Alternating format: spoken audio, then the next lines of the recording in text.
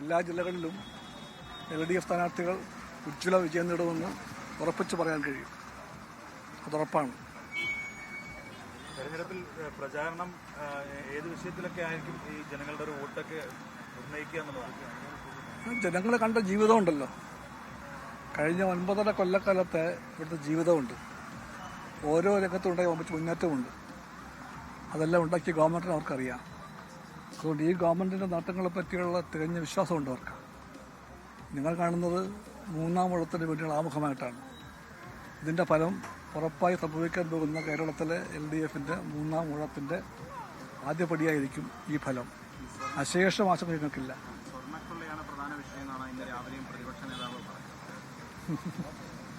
അതല്ലല്ലേ പ്രധാന വിഷയം.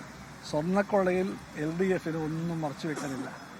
ആരാണ് കുറ്റം ചെയ്തത് ശിക്ഷിക്കപ്പെടുവർ.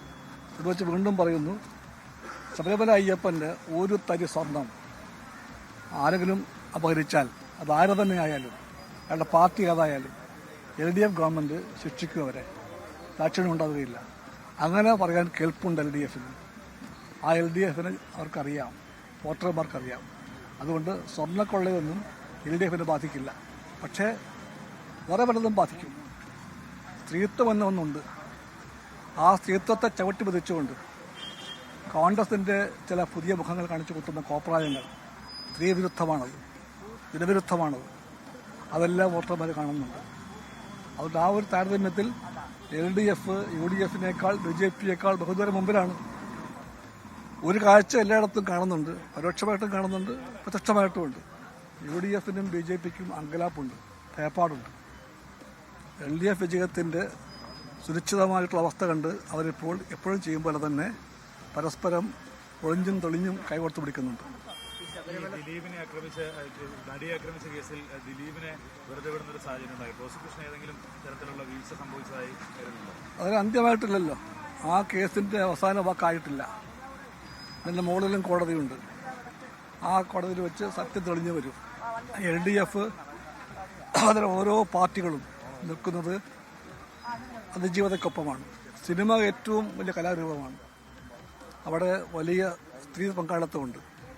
ആ സ്ത്രീകൾക്ക് സിനിമാ രംഗത്ത് സുരക്ഷിതത്വം വേണം, അന്തസ്സ് വേണം, അഭിമാനം വേണം. അത് ഉയർത്തിപ്പിടിക്കാൻ വേണ്ടിയായിരുന്നു അതിജീവിത പോരാടിയത്. LDF പൂർണ്ണമായിട്ടും അവൾക്കൊപ്പമാണ്.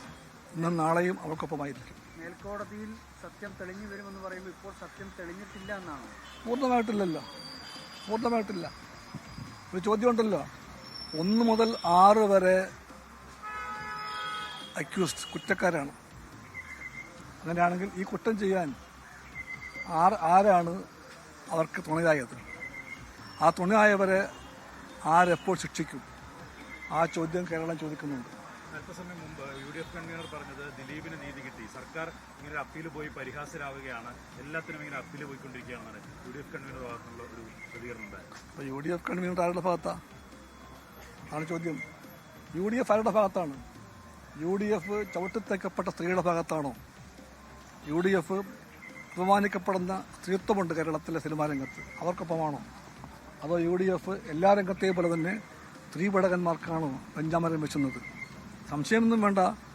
രാഹുൽ മാങ്കൂട്ടം വന്ന ഒരു MLAയെ ചുമക്കുന്ന UDFന് ഈ പറയുന്ന നടനെയും ചുമക്കാൻ ഒരു മടിയും കാണില്ല. പക്ഷെ പ്രശ്നം അതല്ല. ഒരു നടന്റെ കുങ്ക്, പണക്കൊഴുപ്പ്, പ്രതാപം, അതിൻ്റെ എല്ലാം മുമ്പിൽ സിനിമ, അതിലെ സ്ത്രീകൾ റാൻ മൂളാൻ പോകുന്നില്ല. UDF അവരുടെ ഭാഗത്താണെങ്കിൽ ജനങ്ങൾ ശിക്ഷിക്കും. UDFനെ ജനങ്ങളാണ് വലിയവർ. ശിക്ഷിക്കും. ആ ഒറ്റ പ്രസ്താവന മതി. ആ പ്രസ്താവന കണ്ട കേരളത്തിലെ ഒറ്റ സ്ത്രീ വോട്ടർമാരും UDFന് വോട്ട് ചെയ്യാൻ പോകുന്നില്ല. ഒറ്റ സ്ത്രീയും UDF കൂട്ടാളിയായ BJPക്ക് വോട്ട് ചെയ്യാൻ പോകുന്നില്ല. ഞങ്ങൾക്ക് സംശയമേ ഇല്ല. വോട്ടിൻ്റെ കാര്യമല്ല അത്. അമ്മപങ്കങ്ങളുള്ളവർക്കാർക്കും ഇത് മാപ്പാക്കാൻ പറ്റില്ല, ക്ഷമിക്കാൻ പറ്റില്ല. ഞങ്ങൾ ആ സ്ത്രീയുടെ ഭാഗത്താണ്, മടിയുടെ ഭാഗത്താണ്, അതിജീവിതയുടെ പോരാട്ടത്തിന്റെ ഭാഗത്താണ് ഞങ്ങൾ. ലോകത്തെവിടെയായാലും ഏത് സമയത്തും 24 വാർത്തകളും ഓഗ്മെന്റഡ് റിയാലിറ്റി പാക്കേജുകളും എക്സ്പ്ലെയിനറുകളും വിശദമായി കാണാൻ ഞങ്ങളുടെ YouTube ചാനൽ നിങ്ങൾക്ക് സബ്സ്ക്രൈബ് ചെയ്യാം.